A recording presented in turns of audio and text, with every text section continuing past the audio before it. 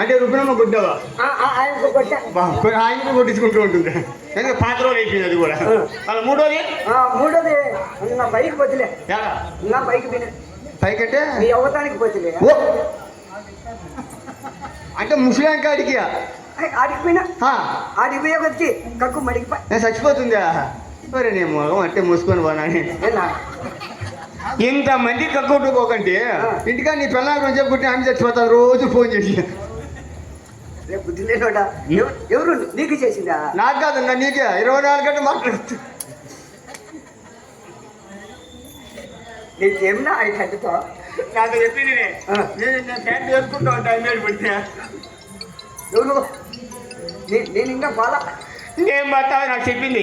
Pole బాగా ఇనుకొని ఉన్నా ఏం మాట్లాడుతూ చూద్దామని ఇంటికి రా నువ్వు ప్యాంట్లు ఎదుర్కోవాలి నైట్ కొడుతూ అంటావు.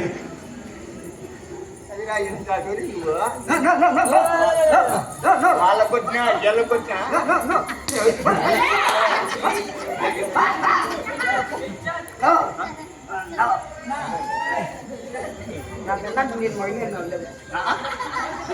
పై ఉంటారా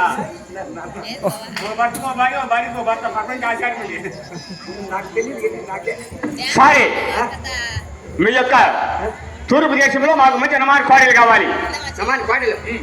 నమాజ్ కోడలు మాత్రమే ఇక్కడ అన్ని ట్రాక్టర్తో సెటిము మోటార్ పెట్టి నీరు రిక్షాలతో పాలు పెట్టుకుంటూ ఐదు వేసుకుంటున్నాం మేము. అబ్బా ఏమి ఉపాయము ఏమి ఆలోచన అంటే మీ యొక్క తూర్పు దేశంలో ట్రాక్టర్తో చేయటము మోటార్తో నీరు జలిసావులు పెట్టుకొని పాలు పెట్టుకొని దిబ్బ పోసుకొని అమ్ముకొని సుఖశాంతంగా జీవిస్తున్నారు. నేను ఒక ఆవును పెట్టాను. అవా ఇచ్చాను రోజుకో 5 లీటర్లు ఇచ్చింది. 5 లీటర్లా నాకు ఏ రోజు చెప్పినారే పక్కింటల్లో నాకు ఏ రోజు చెప్పినారు ఏమని దూడకే పాలు ఉంటున్నాయి. చూడు అమ్మేసినాక అంటే రోజు 1 లీటర్ కొనకొచ్చు.